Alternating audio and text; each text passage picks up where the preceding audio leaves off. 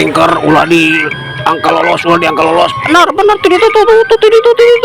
itu pegat bentangkeun eta jaringna. Oh kaditu habok gaik ampun Ujang sarta ieu teh bapak sarta kunaon maneh kala ngabantu warga sarta. Aduh ampun Sarmi tulungan aing Sarmi, aduh sarta teuingeun ieu teh bapak sarta. Sampurasun wargi-wargi Sunda sadayana tepang dangu deui sareng simkuring dina ieu channel. Ayeuna simkuring bade neraskeun hanca carita nyegik carios ieu karangan simkuring Pribados. Mangkanya wargi-wargi Sunda sadayana anu teu acan subscribe di subscribe heula nya channelna supados simkuringna dina bedar cariosna leuwih sumangat deui sareng tiasa midangkeun carios-carios anu mudah-mudahan sasieur sabeunyereun tiasa ngahibur kaum dangu sadayana, khususna mah carios anu ayeuna nuju di pedar mudah-mudahan tiasa ngabeberah manah kaum dangu di mana bae ayana. Ayeuna mangga cuang kawitanan.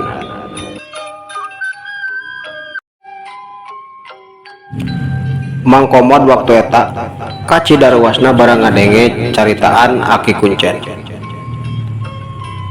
Naon Aki, aduh kalaras nyarios teh tegengnya nyingceunan kitu. Aduh kumaha kitu kaayaan si Karman teh Aki, cek Mangkomod waktu harita nanya deui bari nyaritana teh rada arap eueup kulantaran pinuh ku kareuwas. Berat eta jalma teh boga rancana hayang hancurkeun kahirupan maneh. Ujang hati-hati sabab manehna geus boga kacurigaan. Teu salah pikiran Ujang teh si Karman geus boga curiga Ujang anu geus maling duitna ku cara ngacirim jadi bagong, sanajan can manggih bukti anu nyata sabab moal gampang, sabab salagi pamajikan Ujang bisa nungguan lilin tarapti untuk kasarean untuk kapohoan nepikeun ka lilin parem sorangan. Eta tandana Ujang teh bakal salamet salilana ngan tetep bae eta jalma teh bakal ngalakukeun sagala cara supaya bisa newak nyerak deleg Ujang. Pastina oge moal ngan saukur dugaskeun anak muridna hungkul Ujang, manehna oge moal cicingeun bakal ngalakukeun tindakan-tindakan anu lain ngan saukur ku cara fisik tapi kekuatan batin. Sabab si Karman teh manehna boga tangguhan hiji aki-aki anu pinuh ku elbu. Tak eta Ujang anu impleng ku Aki dina waktu ayeuna. Cek Aki Kuncen waktu eta ngabejar beaskeun nerangkeun sagala rupana atuh mangkomod teh rada ngahulang. Oh jadi gitu Aki. Aduh terus kumaha? Nah Aki sieun ku aki-aki anu bakal nurutkeun ka hayang si Karman. Pira ku Aki sieun? Cuk mangkomod waktu eta langsung nanya kitu bari mencerong ka Ki Kuncen. Lain sieun ujang, lain sieun Aki mah keheulaan kudu sieun ku jalma kitu patut moal kan anu dipikasieun dipika hariwang ku Aki mah bisi soteh ujang Cileureun terus pamajikan ujang aya nu ngaganggu sabab lamun si Karman jeung antek-antekna nyaho kalemahan ujang teh aya dina leungeun pamajikan ujang kacida bahayana ujang. Cek Aki oge eta anu dihariwangkeun ku Aki mah lain Aki sieun ku si Karman jeung aki-aki anu bakal ngabantu sagala kahayang manehna anu hayang hancurkeun kahirupan ujang. Tapi sieun pamajikan ujang anu aya dina titik lemah pang lemah-lemahna kagoda atawa kanyahuan ku si Karman jeung antek-antekna geus pasti maranehna teh bakal ngamanfaatkeun pamajikan ujang, bakal dilengahkeun kan bisa bae pamajikan ujang anu keur nungguan lilin teh ku cara halus atawa cara kasar engkena teh teu puguh bakal ninggalkeun kamber atawa ieu tempat anu biasa digunakeun ku pamajikan ujang nungguan lilin. Sabab ari ngaran ngagunakeun kekuatan batin mah bisa rek nyieun kaayaan jalma jadi linglung oge. Tah eta anu dipikiran ku Aki teh bisi soteh maranehna apal kaapesan panglemahna teh aya di diri pamajikan ujang geus pasti maranehna teh bakal ngagunakeun kalemahan pamajikan ujang. Kitu ujang anu ayeuna kacida buratna keur Aki lain masalah si Karman jeung aki-aki anu bakal ngabantuna. Cek Ki Kuncen waktu harita ngajelaskeun sagala rupana kacida panjangna atuh mangkomod teh lang manehna oge ngahulang bari unggut-unggutan pinuh ku kabingung. Aduh Aki atuh upami tos kieu kedah kumaha piraku abdi ulah keluar mah atuh cilaka mureunana Ki tetep pepan abdi teh hayang panjang umur kan syaratna kitu. Upami hayang panjang umur teh abdi kedah teras ngajalankeun padamelan abdi sareng istri abdi kedah nungguan lilin eta kapan namun teu teh kumaha. Aduh cilaka Ki nah teu tiasa Ki teh ngajaga ieu kamar engkena teh supados teu tiasa katembus ku kakuatan naon bae oge supados istri abdi teh fokus teu galideur teu kaganggu. Tak eta bae meureunana anu tiasa dilakukeun ku Aki engkena Aki. Cek mangkomod waktu eta sanggeus nyarita panjang lebar menta kitu. Ki Kuncen waktu eta unggut-unggutan kawas kahartieun ku manehna oge. Bener ujang bener. Nah Aki teh mikir kadinya nya lamun kitu carana mah eueuh cara deui walti kudu ngajaga ieu kamber ulah aya nu bisa nembus boro-boro ning ku jalma langsung anu datang sanajan kekuatan batin sakumaha kuatna oge moal bisa engkena teh pamajikan ujang teh tenang moal galideur moal kaganggu. Bener keun urusan eta mah hayeuna mah urusan Aki ku Aki anu bakal ngajaga atawa ngalindungan ieu kamar pastina. Aki teh engke teh bakal perang batin namun kitu mah geus ujang geus tenang ayeuna mah tenang.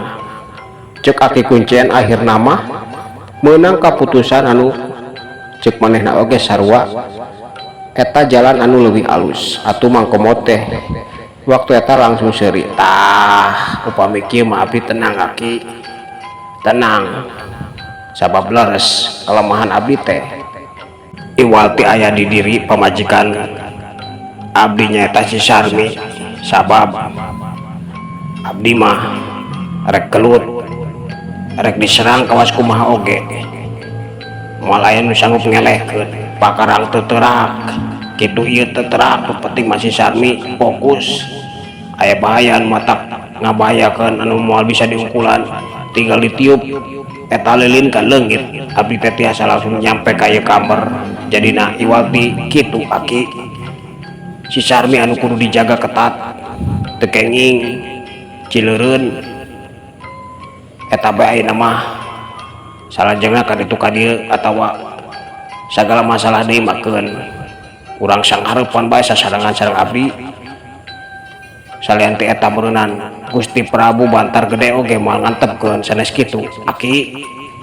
Cek mangkomod waktu harita negaskeun deui bangun ka cidayakina sagala rupana pasti aya dina pantauan Raja Bantar Gede.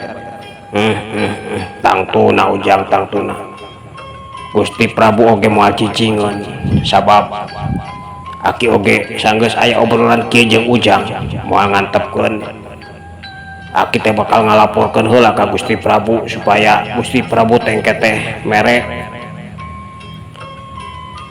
pituduh ka Aki kudu kumaha laku Aki sabab kudu kuat kudu kandal ngajaga ieu kambar supaya naon bae kekuatan batin anu nyerang moal sanggup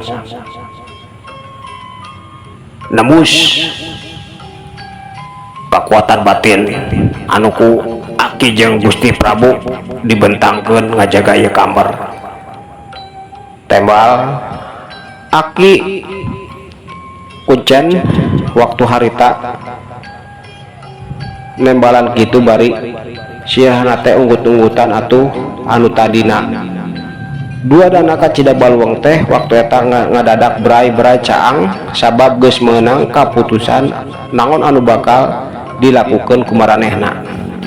Tah ayeuna mah kulantaran geus meunang kaputusan alus Aki teh moal lila Ujang sabab loba pagawean deui anu sejenna kulantaran Aki teh ngajaga teh lain ngajaga Ujang hungkul jalma-jalma anu ngalakukeun pagawean kawas Ujang teh loba lain Ujang hungkul ayeuna mah Aki rek pamit Ujang sing tenang pepelingan pamajikan Ujang supaya tarapti ulah galideur ulah kaganggu naon bae anu bakal ngaganggu dirina sabab meureunan Aki jeung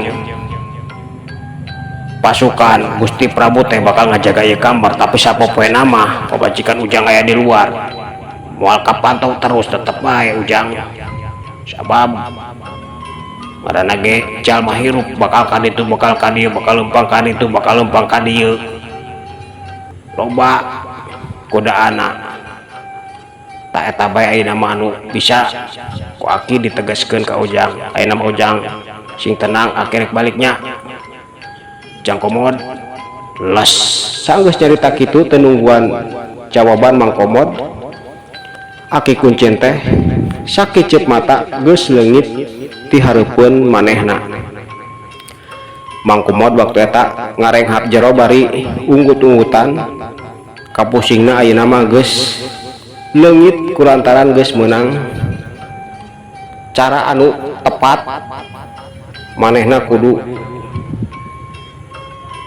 kuat ngajaga di Sarmi sabab eta kelemahan anu pang rawana bisa ditembus ku jalma-jalma anu hayang ngahancurkeun kahirupan anak. Benar ayeuna mah geus aing kudu terus ngingetkeun si Sarmi supaya hati-hati ngalengkah ka ditu ka dieu oge kudu waspada. Dan teu dihenteu teu oge sarua jeung nyawa aing teh aya dina leungeun si Sarmi. Si Sarmi bener dina digawe aing teh salamet. Lamun si Sarmi nyieun kasalahan aing teh geus yakin bakal cilaka. Gerentesna waktu eta kitu anu aya dina pamikiran mangkomod. atau ari geus kitu mamanehna teh nangtung tuluy muru ka panto keluar ti eta kamar, terus kamar teh dikunci ka cida pageuna.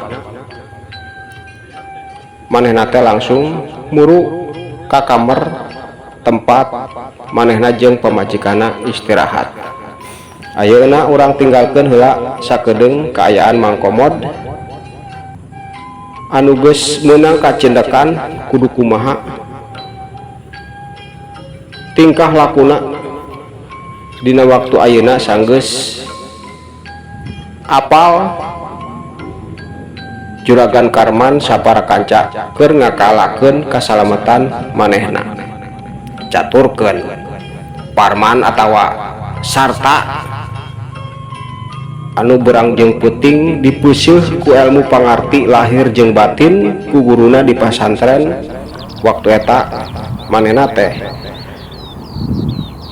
keur cicing di hiji saung tempat niis manehna sapopoe, sabab guruna teh kacidanya ahna jeung Parman mah dibedakeun sagala rupana, padahal mah di pasantren teh manehna gratis sagala rupa, numpang bayarna ngan ukur ku tanaga kadaek naon bae anu dititah ku Mama Kiai dilakukeun.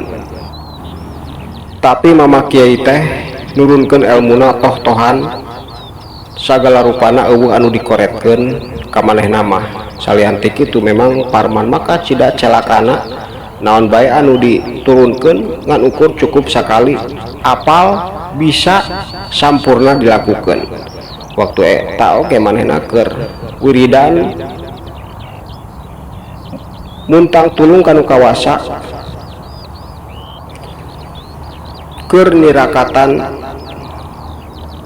ilmu anu kumanehna kudu disampurnakeun, sabab sanajan ayeuna can paham keur naon kagunaanana, tapi manehna mah tara ngabantah naon bae anu diparentahkeun ku guru terus dilaksanakeun.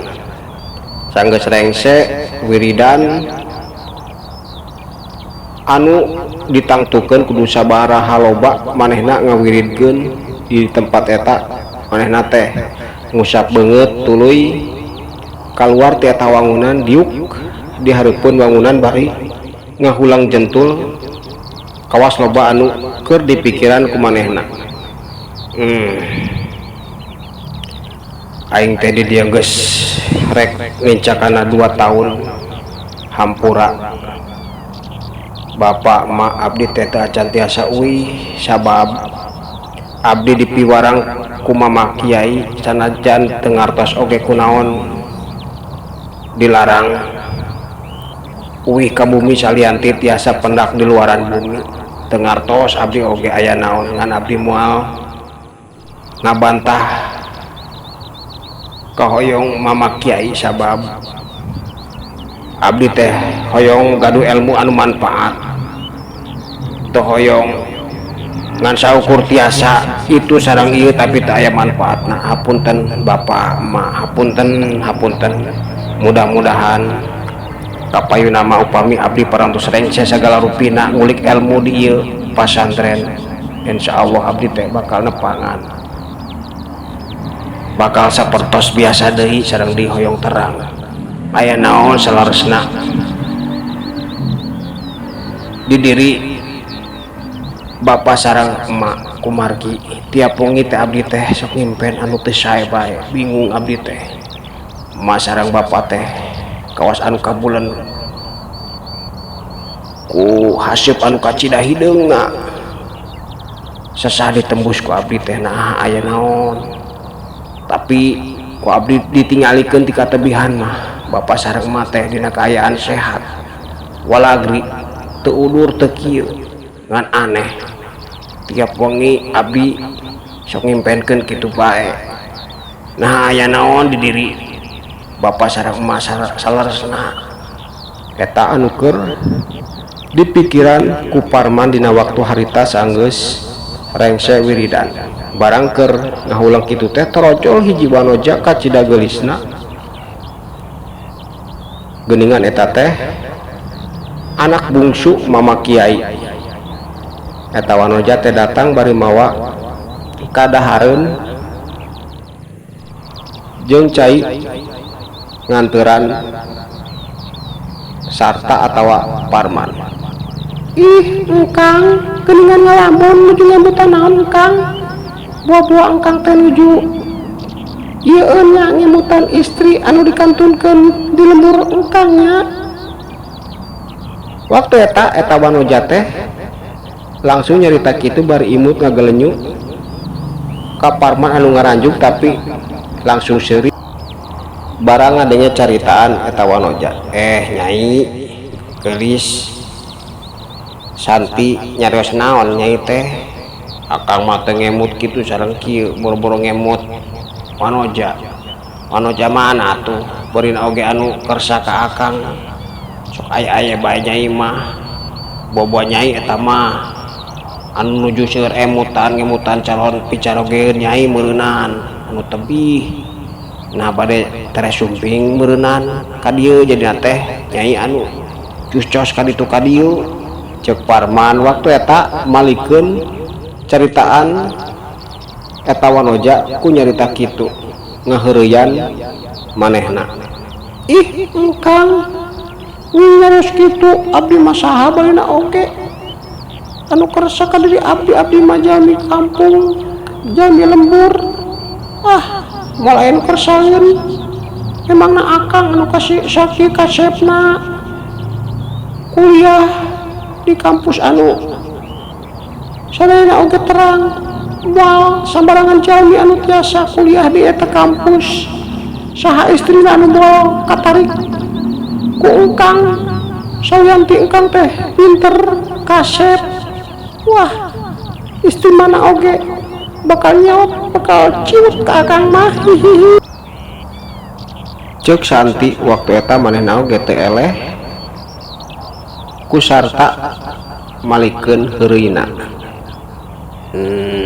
Tiasaannya nyai mah nyarios teh tos nging heureuy kitu akang moal katarik ku sasaha kapantos aya geuningan ieu wanoja anu sakieu mencerangna gumulengna nah kenging kitu akang ngagaduhan istri sanes deui upami kitu nya mangga ari nyai tos teu bogoh deui ka akang mah ada akang mah rumaos di dieu teh teu nyanakna naon sadayana oge ngan saukur nurutkeun Mama Kiai rama nyai jadi nate rumaos akang mah numpang di tempat teh jantena bilih teu dipikar sepuh nyai oge sadar diri akang mah sadar. Cek sarta waktu harita langsung nyarita kitu atuh Santi teh waktu eta nyiwit leutik kana leungeunna. Ih, akang sok kitu heureuy teh engkang nging kitu nging kamlaenaan abdi oge heureuy ketang kapunten nya engkang hapunten tuda tadi teh engkang teh katinggalina ti katebihan ku abdi teh ngalamun nuju ngemutan naon atuh nawares ta teh nuju ngemutan istri kan meureunan di kampus masih seueur wanoja anu malencrang gareulis abdi mah naon atuh da abdi mah istri kampung teu gaduhna naon sebat wilis keda rumaos abdi mah tegaduh anu ka reus abdi mah sakieu kaayana engkang tembal. Santi waktu harita nyarita kitu bari tungkul kawas anu kacida sedihna atuh parman teh waktu eta ngusahakeun ngalemu hate eta wanoja. Nyarios kitu nyai nyarios kitu henteu akang mah henteu akang janji insyaallah moal ka tarik atawa kabengbat deui ku wanoja mana oge akang mah parantos yakin hoyong ngawangun hirup rumah tangga teh sareng nyai tos teu ngemutan kanu kitu ayeuna mah bilih hoyong terang mah akang teh nuju ngemutan impenan tiap wengi akang teh sok ngimpen sepuh baengan. Aduh mata bingung keur engkang teh Nyai, cek sarta. Waktu harita langsung ngebrehkeun kaayaan pamikiran anu ti tadi mikiran kaayaan kolotna. Atuh Santi teh waktu eta curing hak. Kumaha engkang ngemutan sepuh engkang, nah kumaha dina impenan teh, cobi terangkan ka diri abdi yang terang. Tanya Santi waktu eta manehna teh teteupana kacida antepna leuteut ka Parman anu keur tungkul kulantaran tetep bae hese mopohokeun kana impian anu matak bingung keur dirina. Puguh kieu Nyai, akang teh tiap wengi teh sok ngimpen kaayaan sepuh akang di bulan ku hasyub anu kacida kandalna.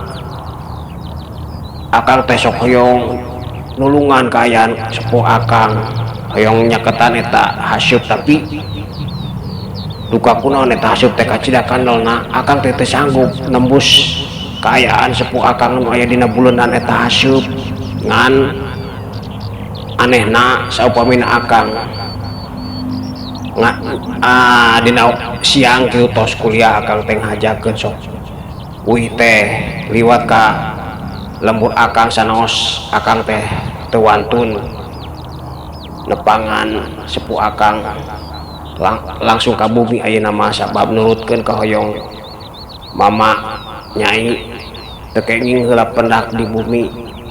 Sepuh akang secara langsung saupamina teu acan rengse di widian kurama Nyai, akang teh teu kenging pendak sareng sepuh akang secara langsung di bumi. Akang teh henteu ngan saukur ningalikeun ti katebihan. Ku akang teh katingali bapa sareng emak akang teh teu kunaon sarehat sapertos biasa. Da akang sanaos teu pendak secara langsung di bumi oge, sok pendak di kampus. Teu aya nanaon ta eta anu dina waktos ayeuna terus-terusan emutan ku akang Nyai sanes ngemutan anu tadi dicarioskeun ku Nyai. Teu akang mah dari istri mah akang mah tos teu katarik deui ku sasaha iwat teh hoyong ka Nyai. Akang mah insyaallah upami parantos rengse sagala rupina akang mah hoyong rumah tangga sareng Nyai sanes kitu atawa Nyai teh teu hoyong janten bojo akang. Cek Parman atawa sarta dina waktu harita nyarita kitu sagala rupa dibejer biaskeun ngan ditungtungan ku nanya kitu. Atuh Santi teh waktu eta nyiwit deui kana leungeun sarta. Ih engkang nyeraskan dirinya di kadinya deui, abdi oge sami engkang. Abdi mah hoyong janten istri engkang, tapi hapunten bilih engkang teu sugema da abdi mah rumaos wanoja kampung benten berenang sareng wanoja anu aya di kota kacida garulisna garumeleng sareksi ari abdi mah kan kieu katingali ku akang oge da abdi mah tos nembrak sagalana oge parantos nembrak teu aya nu ditutupan deui. Tapi upami masalah sepuh akang dina impinan kitu abdi kacida bingung. Nah akang abdi oge bingung teh ngatos nanaon nya, tapi akang teh parantos ngauninggakeun ka amat acan. Tembal Santi sanggeus ngebrehkeun kaayaan hatena waktu eta nanya kitu. Tapi barang keur uplek nyarita kitu teh teu kanyahoan torojolna ti mana jol. Mama Kiai geus aya di hareupeun maranehna. Ujang Nyai geuningan keur ngarobrolnya hidup teh yap ka jero wangunan cua ngobrol jeung ama bari si Ujang teh kan dianteran kadaharan sareng kopi atuh dianggurkeun bae atuh Ujang Nyai. Dan Nyai teh nganteran teh lain jeung pajangan lain tawarkeun karunya tah si Ujang. Cek Mama Kiai waktu harita nyarita kitu bari ngagelenyu imut kulantaran sanajan sarta atawa Santi can nyarita maranehna ngajalin hubungan leuwih ti kenal kawas jeung santri-santri sajana, tapi Mama Kiai teh geus apal maranehna boga jalinan katresna. Mama Kiai oge sanajan acan nyarita nah hatena geus panuju Parman jeung anakna ngawangun rumah tangga dina engke kahareup. Ih mohon ama hapunten abdi kacida hilap kumargi ti tadi Kang Sarta teh ngaheureun bae abdi jadina teh hilap kena katuangan. Mohon akang enggal atuh mam ning anggurkeun bae deui teu enak ke ti ismanten komodita eta kopina engkang. Tembal Santi bari imut jeung ditungkul teu wani neuteup ka bapana anu matak pi kaajriheun. Parman oge sarua tungkul bari jeung era kulantaran kasarandog keur ngobrol paduduaan di eta tempat. Uhun nyai, uhun kedap akang oge hilap. Mohon ama sareng atuh ama mangga cual tuang, cek Parman. Waktu eta ngajawab gitu bari nawaran ka Mama Kiai. Geus ama mah geus kakara oge balang dahar tadi di imah sok ujang bae eta mah keur ujang ulah sieun sok, tapi bari ngobrol yuk cik ama, sabab ama teh rek aya anu ditanyakeun soalna sapopoe teh sanajan ujang can nyarita kitu kieu ka ama, tapi ama teh merhatikeun ujang teh kawas anu loba pamikiran atawa keur mikiran anu kacida beratna, ulah diheum-heum bae ujang bahaya bisa jadi penyakit jeung bisa ngahambat kana pamikiran ujang. Berenang moal konsen ujang teh dina narima pelajaran anu ku ama terus-terusan diturunkeun ka ujang. Ya ayeuna urang ngobrolkeun di jero nyai ka jero nyai cua ngobrol di jero jeung ama. Cek Mama Kiai bari miheulaan asup ka eta saung atuh geus kitu mah Santi jeung sarta oge sarua gek maranehna teh diuk tiluan sarta bari ngadahar kadaharan anu aya di hareupeun manehna jeung teu poho kopina teh disuruput. Waktu eta bangun nikmat kacida. Tah ayeuna sok caritakeun ujang naon anu keur dipikiran ku ujang teh, tanya Mama Kiai waktu harita nanya deui ka cida tandesna. Ari tadi anu kadangu ku abdi mah saurna teh Kang Sarta teh sok ngimpen bae ngimpenkeun sepuhna kabulon bae ku haseup kandel tiap wengi teh ngimpen kitu bae ama. Waktu eta Santi miheulaan ngawakilan Parman nyaritakeun kaayaan impian Parman anu geus dicaritakeun ka manehna. Barang ngadenge anu dicaritakeun ku Santi, Mama Kiai teh nepikeun ka ngariutkeun tarangna. Nah eta anu dipikiran ku ujang salila ieu teh, tanyana bari nutup ka Parman. Muhun leres pisan ama eta anu diembutan ku abdi teh. Nah eta teh impenan sae atawa kirang sae kanggo ibu rama abdi ama. Tembal Parman bari ditungtungan ku nanya kitu. Ujang sabar ama teh lain teu hayang nyaritakeun, tapi waktosna kabujeng seep cag urang kantunkeun heula cariosna dugikeun ka dieu kumahanya kaayaan Mama Kiai dina waktu harita nah bakal bisa ngajawab nerangkeun impian Parman sabenerna impian naon anu tiap penting kaimpi kumanehna. Insyaallah kapayuna ku simkuring diteraskeun deui cariosna.